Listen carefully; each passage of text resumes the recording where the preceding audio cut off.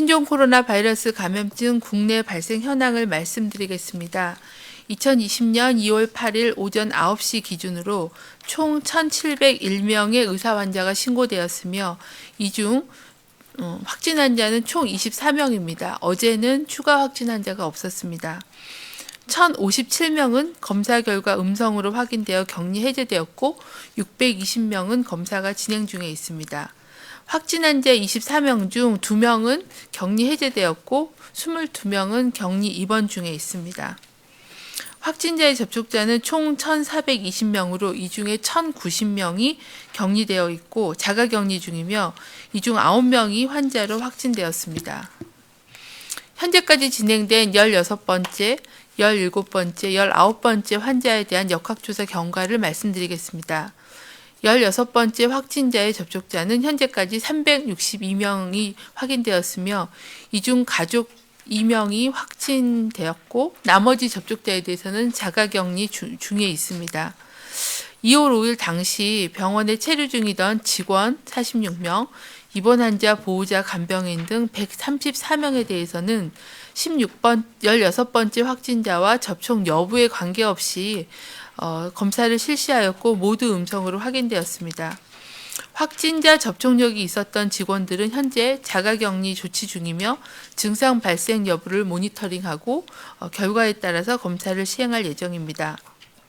17번째, 19번째 확진자는 싱가포르 보건당국과 공조하에 확인한 결과 두 환자 모두 싱가포르 그랜드 하얏트 호텔에서 개최되었던 한 민간 회사의 비즈니스 미팅과 연관되어 있다고 확인이 되었습니다. 이 중 참석자는 총 109명이었고 이 중 외국인이 94명으로 모두 출국한 상태입니다. 이 중에 말레이시아 한 명이 귀국 후에 확진된 바가 있습니다. 싱가포르 거주자 15명 중에 4명의 의심 환자가 발생하였고 이 중 1명이 2월 6일 확진되었으며 미팅 당시에는 중국 후베이성 거주자들을 포함한 중국인의 참석자가 있었음을 확인하였습니다. 정확한 감염 경로에 대해서는 추가적인 조사가 필요한 상황입니다. 중앙방역대책본부는 중국 춘절 휴가 연장 조치가 2월 9일부로 종료되고 2월 10일부터는 귀향 행렬이 예정되어 있어 중국 내 지역 확산 여부를 예의주시하고 있습니다. 향후 1, 2주간은 우한시 외에 후베이성 이외의 다른 지역으로부터의 유입 가능성에 주목하며 방역 조치를 집중할 계획입니다. 전날 이뤄진 신종 코로나 바이러스 감염증 중앙임상 TF의 발표를 통해 확인된 바와 같이 우리나라는 발생 초기에 비교적 경증 환자가 발견되는 양상이었고 전체적인 치명률은 지속적으로 감소하고 있는 양상입니다. 특히 중국 내에서도 후베이성은 3.1%, 후베이성 이외 지역은 0.16%로 치명률이 확연히 차이가 나는 그런 상황입니다. 우리나라의 경우 초기 방역 단계에서 경증인 환자들을 신속하게 조치하고 아직까지는 인공호흡기를 사용할 만큼 중증까지 진행된 환자는 없었으며 다만 전파 속도는 과거 메르스에 비해 빠른 편이라고 중앙임상 TF가 언급한 점에 주목하고 있습니다. 이에 따라 어제부터 시작된 민간 의료기관 검사 확대를 통해 의료기관에서 신속하게 진단하고 접촉자 노출을 최소화함으로써 향후 지역사회 확산 억제를 위한 노력을 지속하겠습니다. 검사 기간의 확대로 의사환자 신고 건수가 전일 대비 2~3배 증가했으며 추가 확진 환자는 아직 확인되고 있지는 않습니다. 다만 일선 의료기관에서 검사를 시행하는 초기이므로 결과를 받아보기까지 다소 시간이 걸릴 수 있으며 결과를 기다리는 동안에는 외출을 삼가하고 타인과의 접촉은 자제하며 집안에서 휴식을 취하며 대기할 것을 당부드립니다. 아울러 일부 학교나 회사에서 신종 코로나 바이러스 검사 시행을 권유하고 출석 등을 위해서는 검사 결과 음성임을 입증하는 증명서 제출을 요구하는 사례가 발생하고 있습니다. 이러한 조치들은 자제해 주시기를 당부드립니다. 단지 학교 출석이나 회사 출근의 행정적인 승인을 위해 접촉력이나 증상도 없는 사람에게 불필요한 검사 및 증명서를 요구하는 것은 불필요하므로 검사가 꼭 필요한 환자들이 제때 신속하게 검사를 받을 수 있도록 협조해 주시기를 당부를 드립니다. 질병관리본부는 신종 코로나 바이러스와 관련돼서 현장에서 활용할 수 있는 표준 소독 지침도 배포를 하였습니다. 기존에는 메르스에 있는 소독 지침을 활용을 했으나 최근에는 신종 코로나 바이러스의 내용들을 보강해서 업데이트된 지침을 배포하였습니다. 코로나 바이러스가 대기 중에 노출되면 수시간 내에 사멸하며 바이러스에 노출된 표면을 깨끗이 소독하면 사실상 감염의 가능성은 없습니다. 이에 따라 확진 환자 노출 장소는 통상 소독을 실시한 후 다음 날까지 사용을 금지하도록 하고 있습니다. 이는 소독이 제대로 이뤄지면 바이러스는 사실상 소독 당일 사멸하게 되나 소독제로 사용했던 약품의 위해 가능성 또는 잔류 약제의 냄새 등을 고려하여 하루 정도를 지난 후에 다시 사용하는 것이 적절하다고 판단한 이유입니다. 중앙방역대책본부는 국민들의 관심과 협조 속에 현재까지 감염병 확산을 최대한 억제하고 있으며 기본적인 감염병 예방 수칙 준수를 재차 당부드립니다. 손 씻기, 기침예절 준수 등 개인위생을 철저히 하고 발열 또는 호흡기 증상 발현 여부를 스스로 면밀히 관찰하는 것이 중요합니다. 특히 의료기관에서 감염이 발생할 경우에는 유행이 빠르게 확산될 가능성이 높아진 만큼 각 의료기관이 실시하고 있는 면회객 제한 등의 감염관리 조치에도 적극 협조해 주시기를 당부드립니다. 중국을 방문한 후 14일 이내에 발열 또는 호흡기 증상이 발생한 경우는 선별진료소가 있는 의료기관을 방문하거나 질병관리본부 상담센터, 지역 콜센터 등을 통해서 상담해 주실 것을 당부드립니다. 이상입니다. 네, 지금부터 질의응답 시간 가지겠습니다. 질문하실 기자님 손 들어주시기 바랍니다. 네.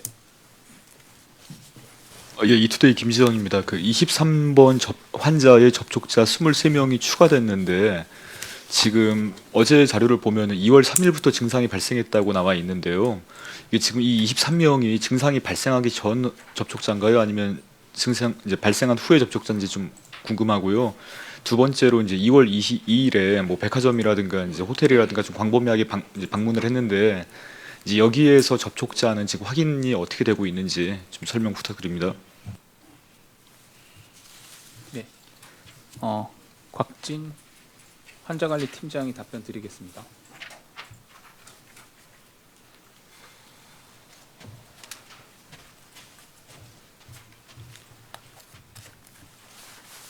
네, 23번째 환자분의 접촉자는 2월 2일부터의 동선에서 확인되신 접촉자분들이고 롯데백화점 그리고 이마트를 포함한 접촉자가 지금 오늘 공개해드린 23분이 되겠습니다. 여기에서 직접적인 접촉이 확인되신 분들에 대해서는 자가격리 조치를 취하고 있고 그 이외의 분들에 대해서는 이렇게 동선 공개를 함으로써 필요한 정보를 받으시도록 하는 방식으로 접근하고 있습니다.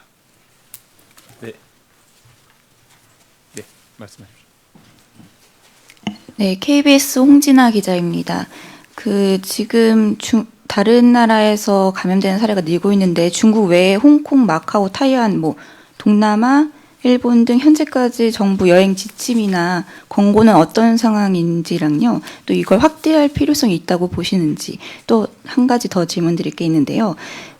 지금 아까 중수본에서 퇴원 검토하고 있는 환자가 있다고 했는데 몇 번째 환자이고 상태나 검사 음성 어떻게 되고 있는지 궁금하고요. 또 중앙임상 TF에서 퇴원 기준 지침 마련했다고 했는데 구체적으로 내용 설명해 주시면 감사하겠습니다. 네, 저희가 오늘부터는 해외 통계도 참고 자료에 포함해서 정보를 제공을 해드립니다. 이건 WHO 통계이기 때문에 다들 보실 수 있는 상황이고요.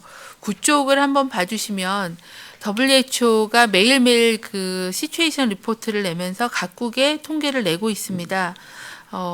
대만이나 홍콩이나 이런 거는 중국에 포함이 되어서 여기에 따로 분류를 하고 있지는 않은 상황이고요. 보시면은 이제 전체 확진 환자 수가 있고 또 중국에서 유입된 중국 여행력이 있는 확진 환자 수와 그다음에 중국을 다녀오지 않았지만 지역에서의 어떤 전파 그 유입 환자하고의 뭐 가족이 되거나 이런 접촉으로 인해서 생긴 환자 수와 사망자 수를 발표를 하고 있습니다. 보시면은 이제 일본인 경우에는 25명, 우리나라는 24명에 11명이 이제 지역 사회에서 그러니까 감염된 그런 사례입니다.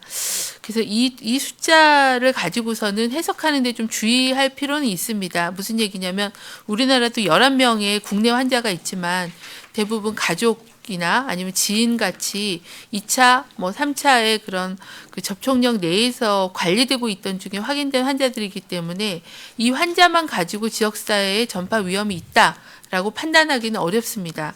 일본도 이제 유사할 수가 있는 그런 상황이어서 이제 각국에서의 숫자만 가지고는 위험도를 좀 보기는 어려운데 아직은 이제 이 정도의 환자를 가지고 있다라는 거고요. 이게 이제 증가하는 속도도 봐야 되는 상황이고 또 이제 저희가 고민하는 거는 아예 진단 역량이 없는 나라들은 어떻게 하느냐. 확진이 나오려면은 코로나 바이러스 유전자 검사를 해야 되는데 그거의 검사가 되지 않은 나라들은 오히려 더 취약할 수 있다. 이런 점들을 다 감안을 해서 그 국가별 위험도를 봐야 돼서 아직까지는 중국 정도가 광범위한 지역사회 전파가 되고 있고 나머지는 1차 유입으로 인한 제한된 전파 정도가 되고 있는 양상으로는 보입니다. 그래서 저희가 이런 그 환자 발생 동향을 보고 어떤 여행에 대한 조치나 이런 것들을 어느 수위까지를 하는 게 적절할지에 대해서 매일 모니터링을 하면서 내부 검토를 하고 있습니다. 그래서 이제 좀 더 이 통계를 다른 나라에서 보면 우리나라도 여행을 주의시켜야 되는 나라로 보일 수가 있거든요. 그래서 이제 그런 부분에 대한 그 판단이 필요해서 면밀하게 중국 이외의 지역에 대한 발생 동향을 보고 있고 필요하다고 판단이 되면 여행 뭐 경보라거나 여행 자제 같은 그런 조치를 중수부 통해서 외교부하고 협의해서 그런 조치들을 할 계획을 가지고 있습니다. 퇴원에 대해서는 저희 환자 담당 팀장이 퇴원 기준은 지금 저희 오판 지침에는 증상이 호전되고 48시간이 지나서 유전자 검사를 2번 합니다. 24시간 간격으로 2번 해서 음성이 되면 격리 해제가 됩니다. 그러니까 그거는 이제 감염력이 없다라고 판단하는 기준인 겁니다. 다른 사람에게 전파시켜줄 위험이 없기 때문에 격리를 해제해도 된다라는 기준이기 때문에요. 이제 그 기준을 지금 쓰고 있습니다. 그거는 이제 메르스하고 동일한 그런 기준이라고 보시면 되겠는데 어제 이제 중앙임상 TF에서 발표를 하시면서 좀 메르스하고 이 신종 코로나는 양상이 좀 다르게 보인다. 좀 더 바이러스가 빨리 소멸되는 것 같다. 이제 그런 그 소견을 얘기를 하셨고 이제 거기서 제안한 거에 대해서는 확정된 게 아니라 아직은 검토 중에 있는 거고요. 아직은 케이스가 많지 않고 그래서 그 퇴원 기준, 격리 해제 기준을 바꿀지에 대해서는 좀 더 전문가들의 논의가 필요하고 현재는 증상 소실 48시간 지난 다음부터 한 2번의 검사가 음성일 때 격리 해제를 하고 있습니다. 그리고 퇴원은 또 별개의 문제입니다. 왜 그러냐면 이분이 뭐 지병, 기저질환이 있을 수도 있고 또 다른 그런 후유증이나 이런 걸로 입원 치료가 더 필요할 수 있기 때문에 저희는 감염력을 기준으로 한 격리 해제를 시키고 퇴원을 시키는 거는 주치의들께서 임상 증상을 보고 판단을 하십니다. 네. 그럼 퇴원 예정인 환자에 대해서 곽진 팀장이 설명드리겠습니다. 네, 각 환자분들의 임상 경과를 매일 모니터링하고 있고요. 근데 오늘 퇴원 예정인 분은 없습니다. 네. 예정인 사람 검토하고 있는 사람이 있는지. 검토. 네. 오늘은 퇴원 예정이 없으시고요. 퇴원을 검토하고 계신 분이 어제 서울대 주치의께서 1명 정도 있다고 그러셔서요. 한 분 정도는 이제 검사 결과 아까 제가 말씀드린 24시간 간격 검사 2번 음성이 확인이 되면 아마 퇴원 격리 해제를 시킬 수 있는 기준을 충족하기 때문에 격리 해제하면서 아마 퇴원도 같이 시키실 걸로 보고 있습니다. 결정이 나면 브리핑 때 또는 통계 자료를 통해서 말씀을 드리도록 하겠습니다. 예. 그럼 당산에서 세 분 기자님 질문 있다고 하셨는데요. 순서대로 연합뉴스, TV조선, 머니투데이 순으로 질문 주십시오. 네, 연합뉴스의 신지유 기자입니다. 오늘 진단검사 가능한 병원이나 보건소 수가 늘었는지가 궁금하고요.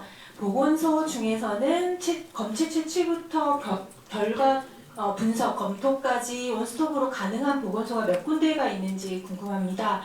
그리고 지금 현재 중국에서 오시거나 아니면 그 감염증이 발생한 나라에서 오신 분들 중에 신종 코로나가 아닌 다른 질환이나 상해로 병원을 가시고 싶으신 분들이 있는데 이분들이 병원력을 밝히게 되면 병원에서 난색을 표해서 병원 자체를 가지 못하고 있는 그런 생활상의 불편을 호소하는 경우가 많거든요. 이 부분은 어떻게 좀 관리가 돼야 된다고 보시는지요? 네, 진단 검사 가는 기간은 이제 검사를 할 수 있는 기간은 46개로 말씀을 드렸고 그 중에 일반 의료기관과 수탁기관, 검사를 전문으로 하는 게 8개가 수탁검사 기관이기 때문입니다. 그래서 의료기관이 검사기관으로 통과를 한 거는 이제 자체 검사 입원 환자를 중심으로 하실 거고요. 의뢰받아서 하는 검사는 수탁검사 기관이 대부분 전국의 검사 수요를 아마 수탁받아서 검사를 시행하는 그런 체계로 운영이 되고 있습니다. 그리고 검사 기관은 저희가 2차로 또 신청을 받아서 이 사람들이 검사를 할 수 있는 기관이 되려면 교육을 받아야 되고 또 정도 관리를 받아서 그 평가의 테스트에 통과를 해야 되는 그런 절차를 진단검사의학회랑 정도관리협회가 시행하는 거를 거쳐야만 이제 그런 자격이 생기기 때문에 2단계로 또 신청을 받아서 더 검사 기간을 계속 확대해 나갈 계획입니다.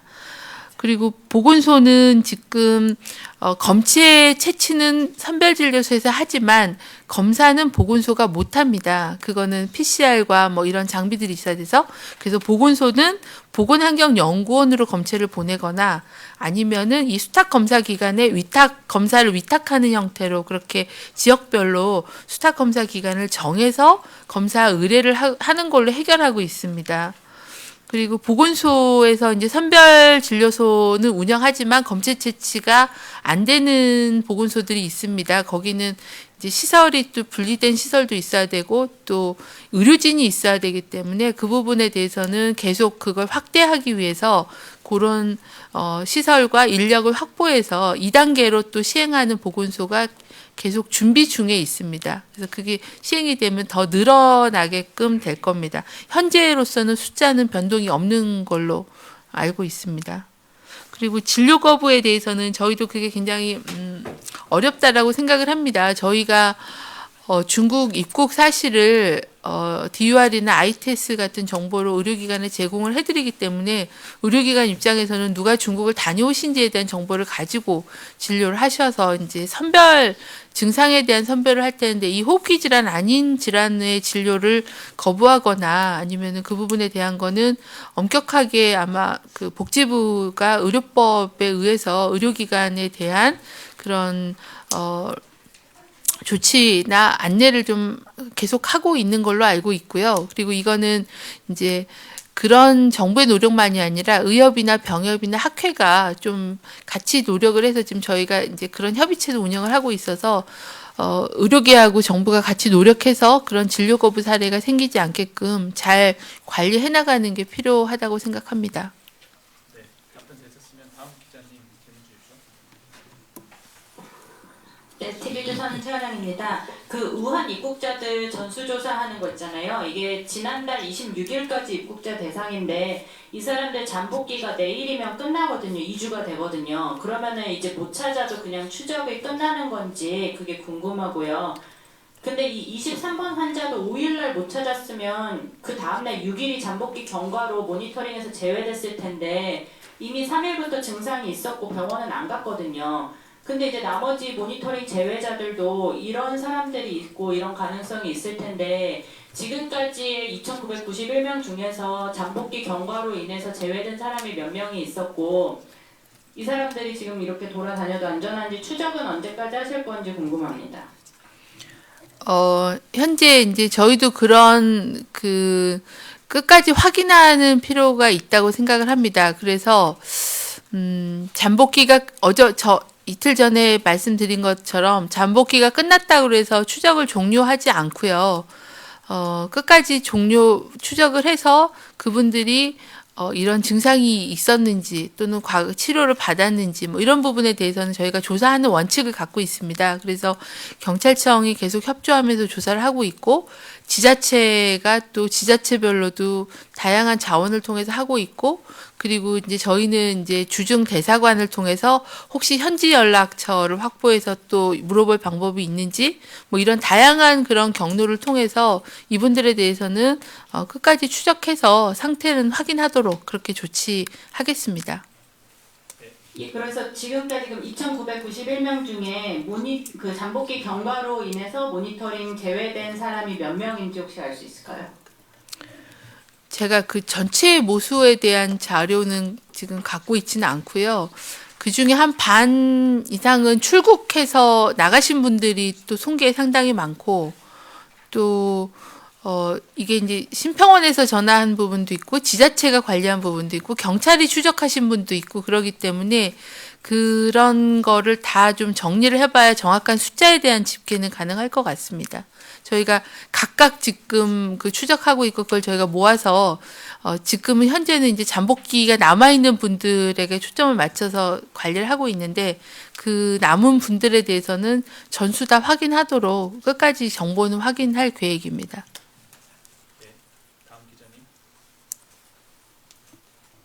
네, 다음 기자님. 네, 안녕하세요. 머니투데이 김근희 기자라고 하는데요.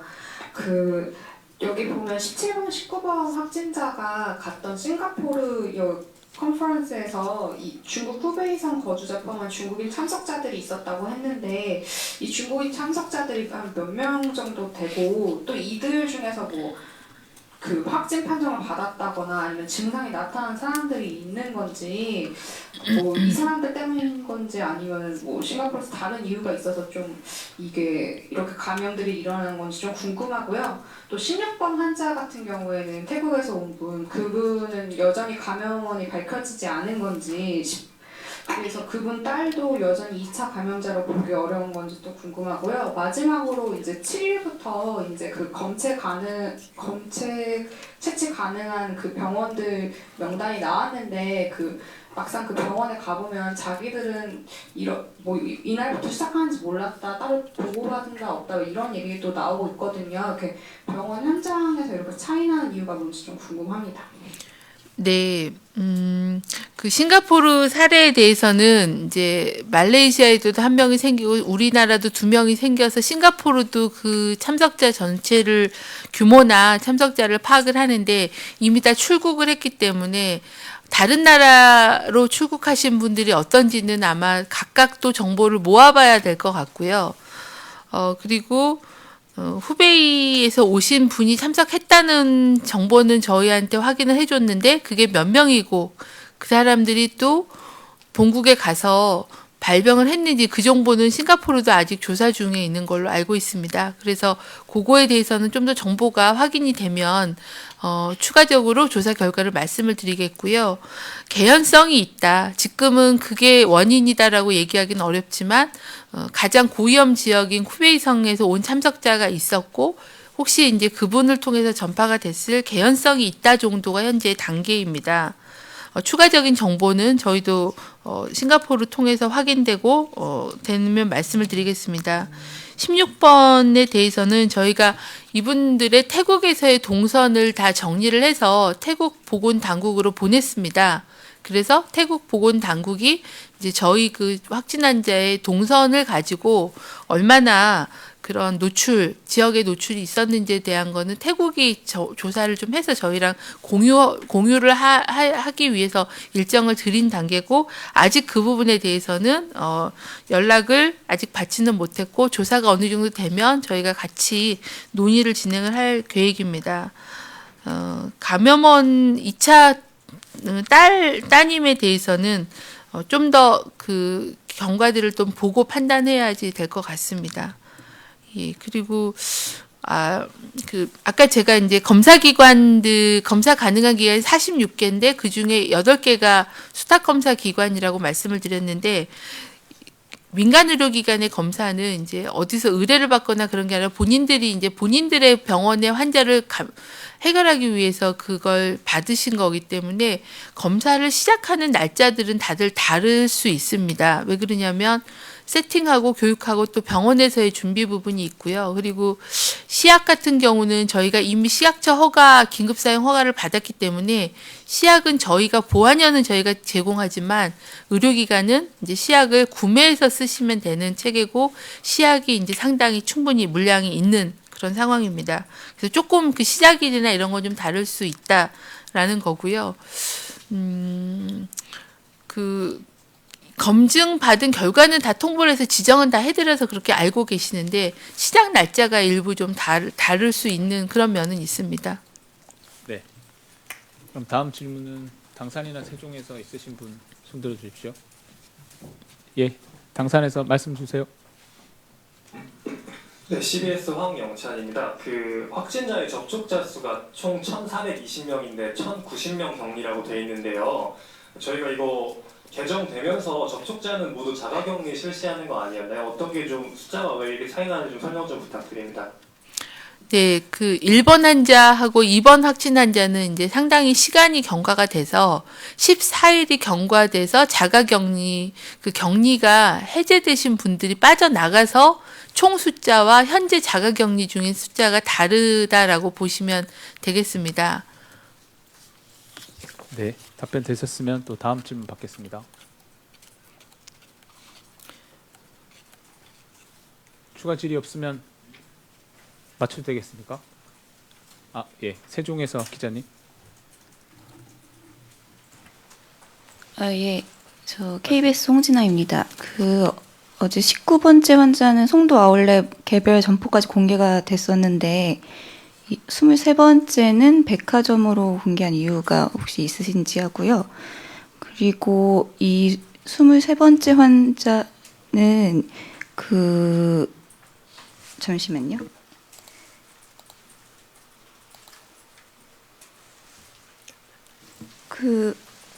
5일 동안은 이분이 집 밖 동네나 슈퍼 식당 같은 데 안 간 건지 궁금합니다.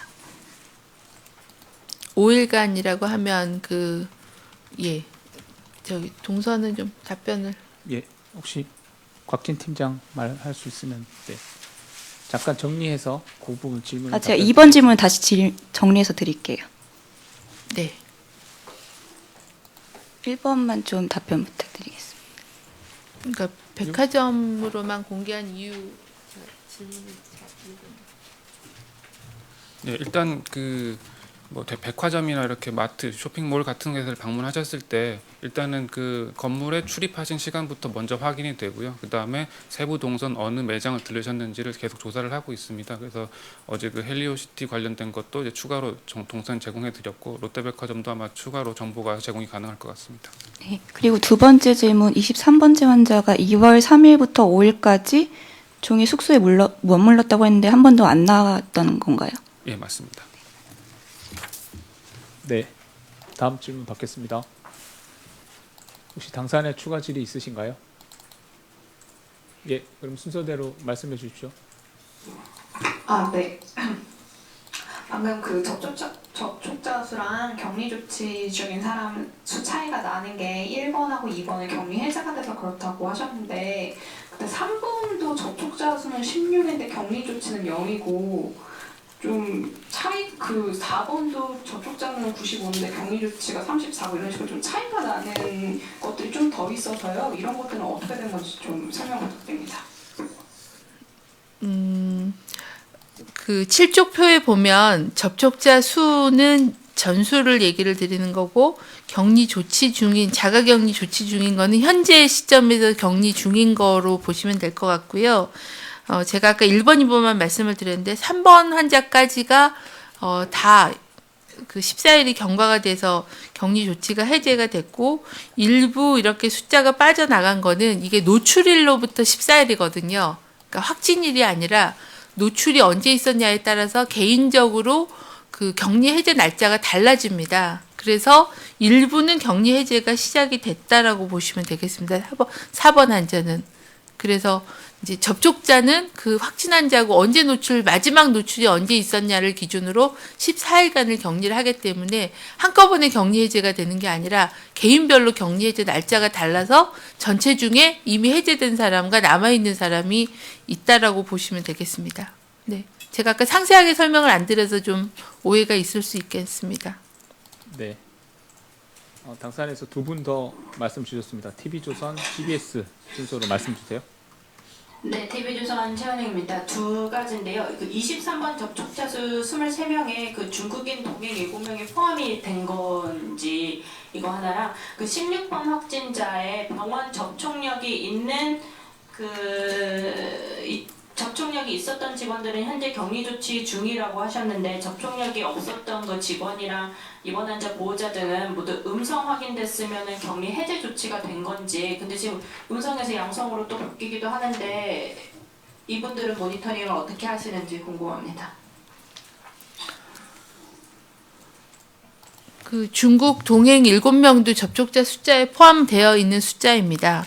23번 환자는요. 그리고 16번째 환자는 접촉자에 대해서는 저희가 그때 병원을 일단 봉쇄 조치를 하고 그 안에 있었던 환자와 간병인과 직원에 대해서는 일제히 검사를 시행을 했는데요. 저희가 접촉자를 전체를 다 전수조사는 하진 않습니다. 그래서 의료인도 접촉자지만 검사를 시행한 군과 안 한 군이 있고 안 한 군도 다 자가 격리가 되어 있기 때문에 그분들도 자가 격리 상태에서 모니터링 하다가 의심되는 증상이 있으면 이제 검사를 시행하게 되는 그런 상황이고요. 그리고 그 당시에 검사가 음성이든 양성이든 자가 격리와 자가 격리 아닌 거의 차이는 자가 격리 접촉자로 분류되지 않은 직원들은 자가격리를 하고 있지 않습니다. 그래서 그거는 이제 다른 검사 여부로 그 접촉자의 여부를 가르지는 않았다라는 말씀을 다시 한번 드리고요. 그리고 노출자에 대해서는 접촉자에 대해서는 1차 검사가 음성이라 하더라도 자가격리를 하면서 잠복기를 거쳐서 발병할 수 있기 때문에 현재 노출 시점에서의 그 음성이라는 거가 격리 해제를 시키는 그런 기준은 아니어서 14일간 모니터링은 똑같이 하는 거고요. 그리고 음성이었다 양성이 된다는 거는 그 당시에는 뭐 잠복기여서 검사에서 안 나왔을 거고 시간이 지나면서 점점 바이러스 양이 이렇게 많아지면서 증상이 발현할 때 양성으로 전환되는 거지 1차 음성 검사가 틀렸다거나 잘못됐다거나 그런 건 아닙니다. 그러니까 이게 양전으로 바뀌었다라는 그런 의미가 있기 때문에 그거의 해석에 있어서는 의미를 좀 잘 이렇게 이해해 주셨으면 좋겠습니다. 네. 추가 질의 있으신 분 계십니까? 네, CBS 황영찬입니다. 그러니까 지금 신종 코로나가 후배 위성의 치명률은 3.1%고 이외 지역이 0.16%다 이렇게 좀 낮다고 말씀하셨잖아요. 그러니까 이게 좀 어느 정도의 다른 감염병과 비교했을 때 어느 정도의 치명률이라고 하죠 위험도를 봐야 되는지 한번 설명 부탁드리고 판단을 구하고 싶고요. 그리고 향후 1, 2주간은 우한시 외 다른 지역으로부터 유입 가능성에 주목하며 방역조치에 집중하신다고 했는데 그러니까 아까 우리나라에 해외에 나가시는 분 여행 경보 이런 거 말고 우리나라로 들어오시는 분들에 대해서 어떤 방역조치를 좀 계획하고 계신 건지 설명을 좀 부탁드리겠습니다. 그 치명률은 이제 어제 임상 TF에서도 설명을 하셨습니다. 그래서 이제 지역 간 차이가 있고 그런 차이는 의료 체계나 얼마만큼 치료 체계가 잘 되어 있느냐는 것도 영향을 받을 수는 있다. 그리고 중국의 경우에는 경증 환자가 지금은 사례정에는 들어가 있지만 초반기에는 주로 폐렴 환자들을 진단을 하다 보니까 폐렴 환자 중에 사망률 이렇게 하다 보니까 좀 더 경증 환자가 더 들어가면 분모가 넓어지면 좀 낮아질 그런 약간의 그런 기준의 차이들도 감안하고 해석해야 된다. 그런 의미로 말씀을 하셨습니다. 그래서 후베이성을 제외한 0.16%가 다른 감염병에 비해서 어느 정도로 높냐 낮냐는 사스는 저희가 한 10%, 9.6%였고 메르스는 한 30% 정도, 그 정도의 전후를 하기 때문에 그거에 비하면 0.16%는 적습니다. 하지만 굉장히 많은 수, 1000만 명이 생겼을 때 0.16%라고 하면 그것도 상당한 수의 사망이기 때문에 이 비율만 가지고 보기는 어렵고 전염력, 전체 발병 규모, 분모가 얼마나 될 거냐와 치명률을 같이 놓고 질병 부담을 평가해야 된다라고 그렇게 이제 저희는 판단하고 있습니다. 하지만 질병의 위중도를 볼 때는 치명률도 굉장히 중요한 지표여서 저희는 중증 환자가 얼마나 생길 거냐, ICU나 뭐 인공호흡기 같은 걸 얼마나 준비해야 되느냐 그런 거를 하기 위해서는 이 정보가 필요합니다. 우리나라는 아직 그 사망자는 없어서 치명률을 낼 수 있는 그런 상태는 아닌 거고요. 지금 필리핀에서 그 중국 우한시 주민이 한 명 필리핀 가서 사망하신 분이 있고 또 홍콩에서도 사망자가 보고가 되고 있어서 좀 더 유행이 진행되면서 정확한 역학 지표들은 정리가 될 거다라고 보고 있습니다. 그리고 다른 감염병의 비율을 한다고 하면 주로 2009년도에 신종 인플루엔자도 1% 미만 정도 되기 때문에 그 감염병마다의 그런 치명률은 좀 다르다라고 볼 수 있겠습니다. 치명률이 이렇게 딱 나와 있는 국내 감염병은 제가 딱히 지금 비교하기는 어렵고요. 예. 결핵 같은 경우가 우리나라에서 1년에 한 2,000명 좀 안 되게 사망하고 계시거든요, 연간. 그럼 10만 명당 한 4명? 그 정도의 사망률을 보이고 있어서 조금은 이제 단순 비교하기는 어렵다라고 말씀드립니다. 네. 우리나라 대책에 대해서는 지금 하고 있는 그런 그 특별 검역 그리고 입국 후에 어떤 그 정보 제공 드리는 것들 그리고 의료기관을 통해서 조기 진단을 통한 환자 발견 이런 저희가 하고 있는 그런 전략들이 다 아직은 해외 유입 환자들을 조기에 발견하고 접촉자를 빨리 찾아서 환자를 주변으로 한 접촉자를 관리를 통해서 봉쇄하는 그런 전략들이 아직은 주요한 그런 조치의 방향입니다. 네, 혹시 세종에 추가 질의 있으신 기자님? 네, 한 분 받고 또 당산으로 넘어가겠습니다. 그 자료를 하나 요청드리고 싶은데요. KBS 홍진아입니다. 그 각 확진자별 노출 날짜, 증상 발열일 이렇게 정리된 자료가 있으면 좀 요청을 드려도 될까요? 확진자별 그 노출 그러니까 증상이 발현된 날짜를 정리해서 주실 수 있을까요? 발병일을 달라는 네네네네. 거죠. 확진일 말고. 네네네. 네네네. 알겠습니다. 그 부분은 저희가 뭐 정리할 수 있을 것 같습니다. 네. 그럼 당산에 두 분 계십니다. 연합뉴스 뉴시스 기자님 질문 주십시오.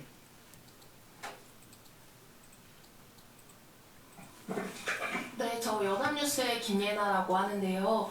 그 오늘 계속해서 언론에서 다뤄졌던 내용이기는 한데 23번 환자 같은 경우에는 1월 23일에 귀국을 해서 2월 2일에 이제 동선이 공개되기까지 한 10여일이 지금 비어 있는데 이 부분에 대해서는 좀 명확한 설명이 필요할 것 같아서요. 이 부분을 다시 한번 좀 설명해 주셨으면 좋겠고요.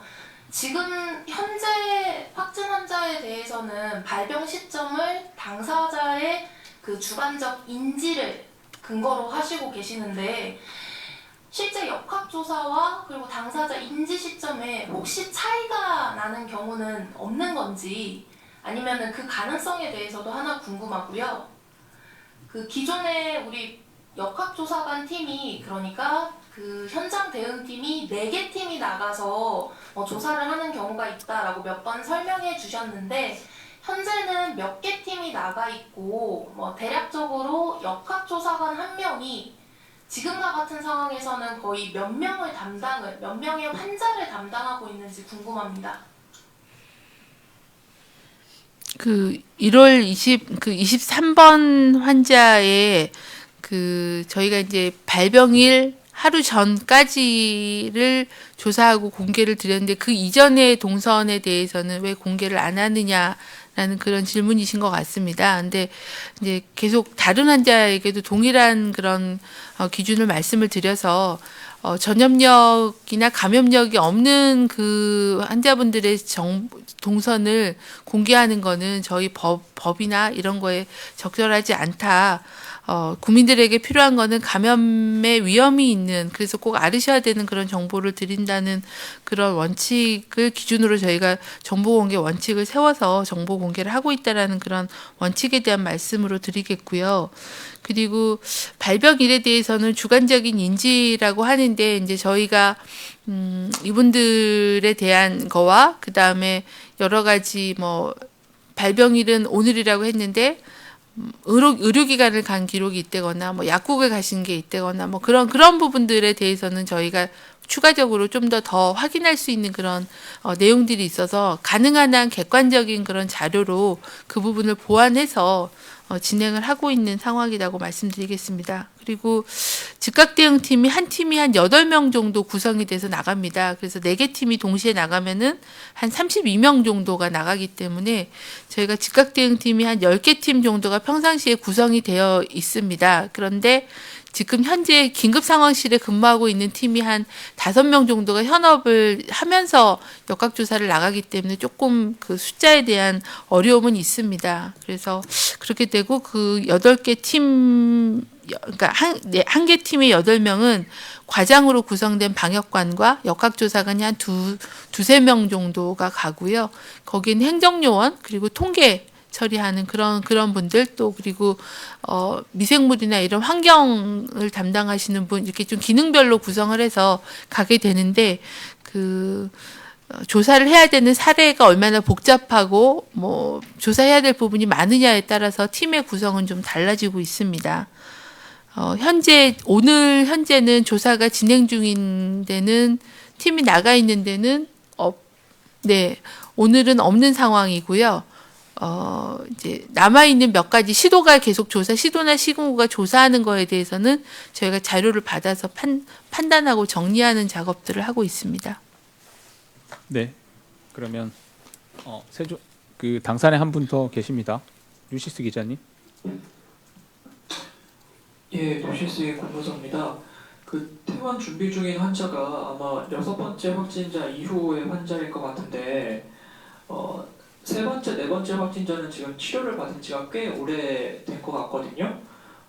환자들 대부분 안정적이라고는 하셨는데, 특히 초기부터 지금 치료받았던 이 세 번째, 네 번째 확진자 혹시 상태 어떤지 보고받으신 게 있는지 좀 궁금하고요. 그리고 중국 같은 경우에는 신약 얘기가 계속 나와서 그 임상이 들어간다 이런 보도까지 있는데, 혹시 우리나라에서는 임상 시험 단계까지 가고 있는 어떤 진행 상황이 있는지 좀 궁금합니다. 아마 퇴원 예정인 환자분 번호는 오늘 말씀드리긴 좀 어렵습니다. 왜 그러면 상황이 유동적이기 때문에 퇴원이 결정이 나면 신속하게 말씀을 드리겠고요. 3번, 4번 환자분 상황은 저희 팀장께서 설명을 좀 간략하게 드리도록 하겠습니다. 그리고 신약이라는 게 이제 어떤 약인지에 따라서 좀 다를 것 같습니다. 아주 새롭게 이 신종 코로나를 위해서 개발한 약이라기보다는 제 추측은 기존에 이제 다른 용도로 쓰고 있는 약이 여기에 효과적인지에 대한 그런 어떤 그 적응증을 확대하는 그런 종류의 시험들은 좀 빨리 시작할 수 있을 것 같습니다. 이미 개발된 약 중에서 혹시 여기에 효과가 있을지. 근데 아주 새로운 그런 후보 물질로부터 시작해서 가는 데는 동물 실험을 거쳐야 되고 또 임상 1상 이상을 거쳐야 되기 때문에 바로 임상에 들어가기는 쉽지는 않을 것 같은데, 그거는 저희가 계속 그 과기부에서 말씀드린 것처럼 여러 가지 R&D를 진행을 하고 있고, 또 중앙임상 TF에서 환자 정보들을 모아서 그런 뭐 에이즈 때 썼던 치료약이라거나 뭐 말라리아나 아니면 다른 데 썼던 약 중에서 혹시나 효과적인 약이 있는지에 대해서는 경험적 치료를 통해서 정보를 모으시고 계시기 때문에 한번 더 환자 정보를 분석해서 그 TF에서 또 언론에 이렇게 설명드릴 기회를 조만간 가질 계획으로 알고 있습니다. 네. 세 번째, 3번, 네 4번 번째 환자의 상태가 어떤지.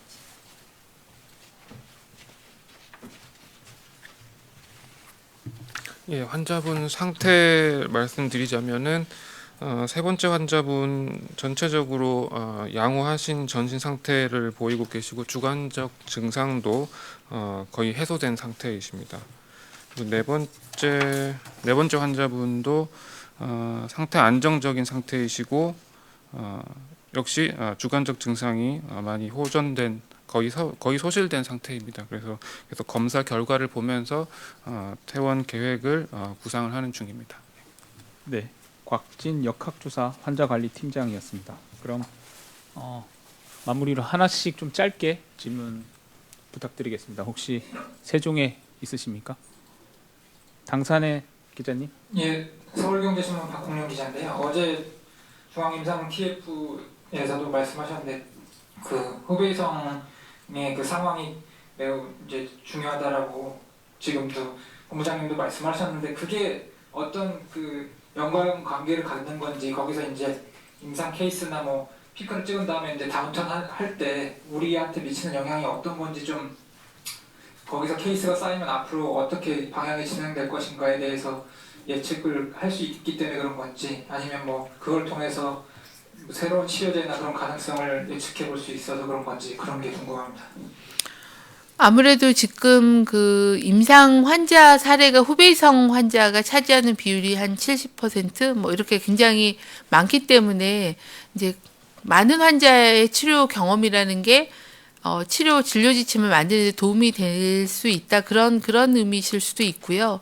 이제 저희는 이제 환자 치료 측면보다는 앞으로의 그럼 중국이 어디까지 증가할 거냐, 언제 정점이 꺾일 거냐, 아니면 얼마나 확산될 거냐 이런 거를 계속 예의주시하고 있는 그런 상황이고요.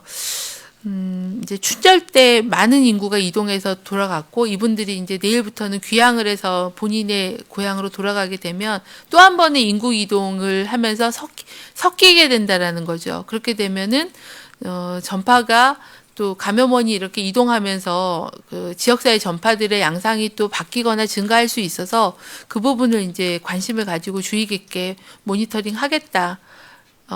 중국이 많이 감소가 돼야 저희도 같이 영향을 받기 때문에 중국의 유행 동향을 면밀히 살펴보고 대응하겠다라는 그런 의미의 말씀이었습니다. 아직까지는 후베이성의 환자가 전체 중국 환자에서 차지하는 비율이 상당히 높은 그런 편이긴 합니다. 네.